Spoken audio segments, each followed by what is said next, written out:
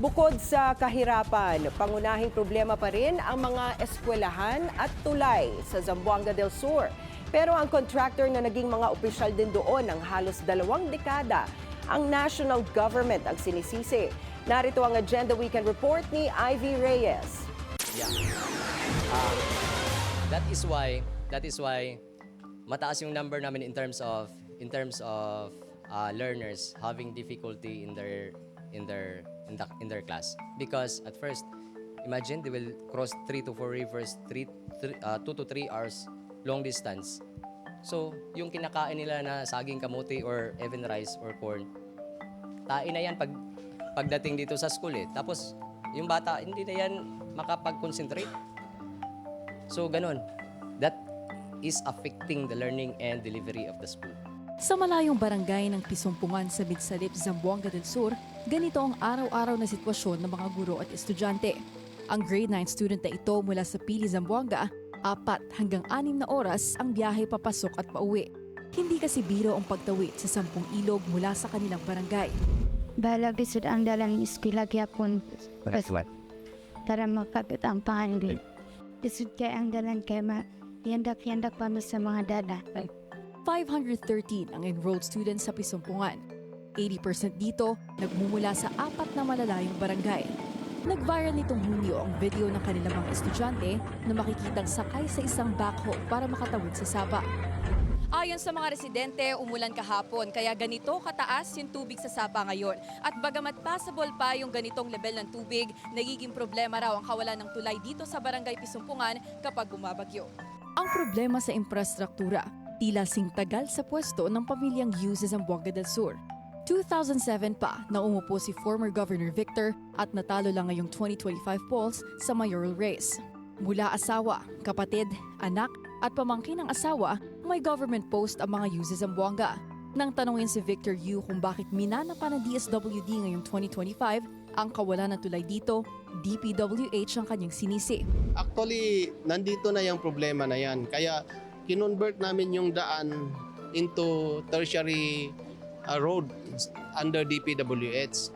Sad to say, ni priority ng DPWH yung concreting rather ng construction ng mga bridges. Ito ang lumang tulay sa bayan ng Dumingag bago ipagawa ng DSWD ang tulay na ito sa pamamagitan ng Kapit Bisig Laban sa Kahirapan o Kalahi Seeds program nito.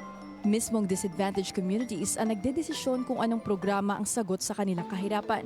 Sa mga napuntahan naming lugar, tulay at eskwelahan ang noon pa raw nila inilalapit sa LGU. At bilang matagal na umupo sa pwesto, ang sagot ni Yu dito. Gadepende kami sa priority ng mga mayors, mga local government. Kasi hindi lang isang barangay ito eh. 30 plus barangay itong Midsalip eh. So pag prioritize ng kasi as provincial government, yung LGU, yung municipality yung mag-priority ng mga project. Mataas ang malnutrition rate ng mga estudyante. Ang mga agricultural produce, bumababa ang quality at presyo dahil nade-delay ang pag-transport mula sa palayan. Mababa rin ang antas ng pag-aaral, bunsod ng kakulangan ng DepEd intervention. For almost 3 years na established na si Pisumpungan Integrated School from elementary, even a single classroom or a major repair or repair for classrooms, wala talaga. And walang teacher for almost 3 years. Hopefully, luckily lang, meron ng 5 ngayon. 5 regular teachers for junior high school. Imagine na, we are only 513 learners. Ayon sa mga nakausap naming social workers, malaking factor ang infrastruktura sa mataas na poverty incidence sa Zamboanga. Sa website na ito, makikitang nakapangalan kay Governor Divina ang ZMS Construction and Development Corporation na sa sumbong sa Pangulo.ph may 6 na flood control projects na nakatakdang matapos from 2023 to 2025. Pero sa latest contracts ng DPWH, nakapangalan na ito sa isang engineer Jesus Maniago.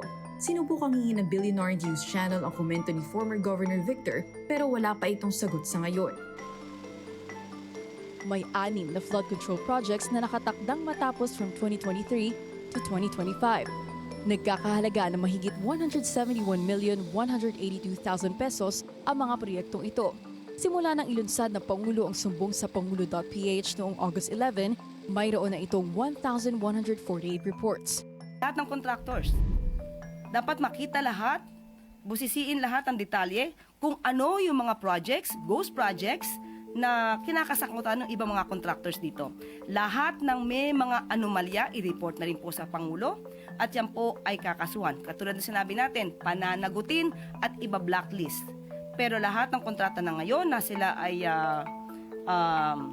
kasama at sila ay party, they have to do their obligations based on the Sa susunod na linggo naman, nakatakdang ilahad ni Senator Ping Lacson ang umano'y mga kontraktor o mga kongresistang nakinabang sa bilyong-bilyong pisong flood control projects.